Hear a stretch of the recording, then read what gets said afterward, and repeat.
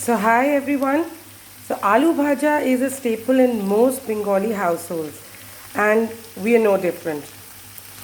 But I like to do a variation on the standard aloo bhaja just to keep it fresh and different. So this one I've cut potatoes skin on with a large potato. I've taken two large potatoes. I've cut it in fingers. The best way to get these lovely fingers, as in here, is to take your potato, wash it, and then cut it into thick slices. If they are uneven shaped, cut off the edges to make it look like a rectangle, and then cut them into these fingers. I took it in a bowl, drained it, and added a teaspoon worth of freshly ground cumin and a teaspoon worth of red chili powder and some salt.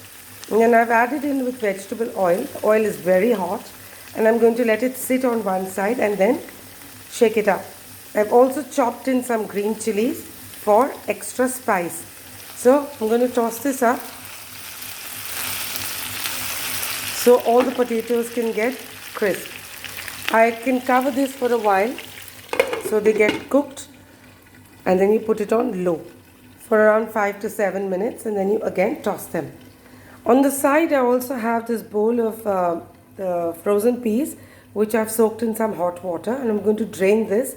Once the potatoes are cooked, I'm going to add these peas to it and give them a chance to crisp up as well.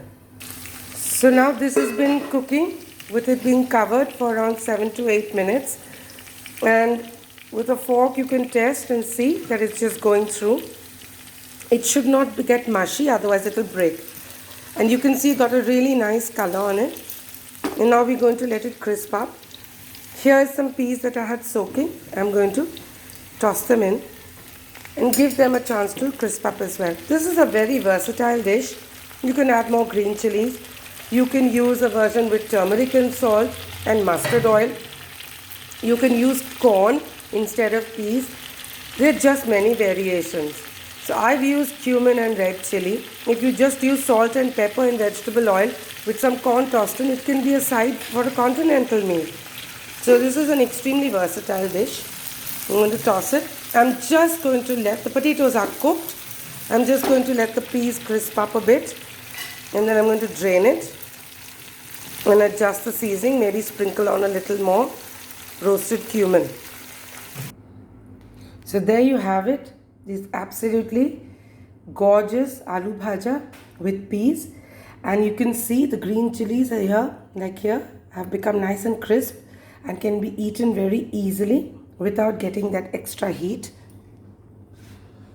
Now I'm going to sprinkle a wee bit of fresh cumin again to just give an intense punch of flavor, and I'm going to sprinkle a bit of the red chili.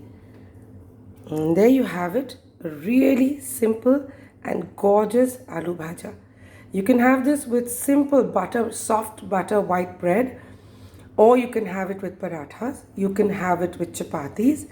You can also have it with rice and dal. It's extremely versatile, and anything that's left over, though I assure you there won't be, you can add in bread, grate a little cheese and make toasted sandwiches as well. So there you have it, another quick bite from Tripti Tiffin.